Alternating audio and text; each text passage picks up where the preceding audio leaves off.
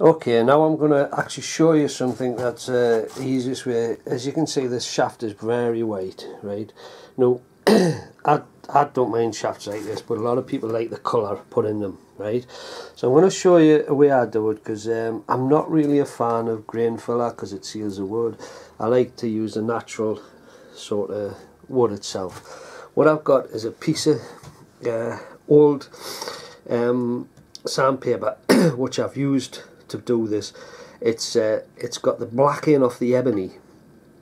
What I do is I put a little bit of linseed oil on this, right, and then I rub it over the butt and go along the shaft, right.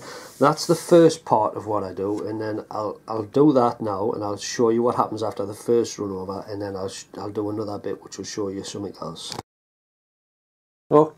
Okay, now this is the first run over. Now look at the colour that's come into that ash. That's with the first go over. That's just linseed oil on a piece of sandpaper that's got ebony, which has been ingrained in it over years of me doing this. That's just the first pass.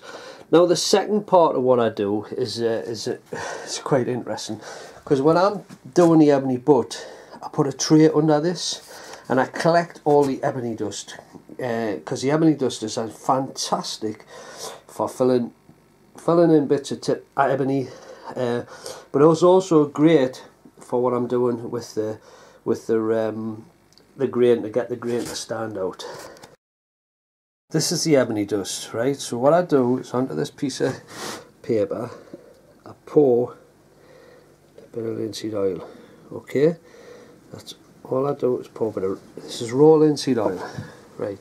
Now the next part is I sprinkle ebony dust into the raw linseed oil. Okay, well then what I'll do is I'll do the same again. I'll run this along with the linseed oil and ebony on. Keep adding linseed oil as I go along, just to keep it moist for the to get into the grain. And if I need a little bit more ebony dust, I'll do that. As you can see now, you can see how dark the shaft has really got now on this queue. This makes the queue look very dark, very old, if you like the old style queues. What I do after this actually is I put a little bit of linseed oil on a cloth and I go along it just to wipe the queue down, and basically that's how to colour the shaft. The darker you want it, the more you go over it with the linseed oil and the ebony dust. But I would say once you start with a piece of ebony, a piece of sandpaper, use it. Try and keep that sandpaper as long as you can, and use it as often as you can. That piece I'm using probably about 2-3 year old, but it is starting to fall a bit, so I'll probably have to start making a new bit. I mean, obviously this queue's still a lot of work to do on it, but look at the black that's come off on that cloth. But look at the colour of this piece of ash. It's come up a beautiful honey colour with a really pronounced grain in it. Very nice. Actually a very nice looking queue, this one. And I mean, for people that like arrows on the queues, this is probably one of the nicest ones I've seen for the arrows.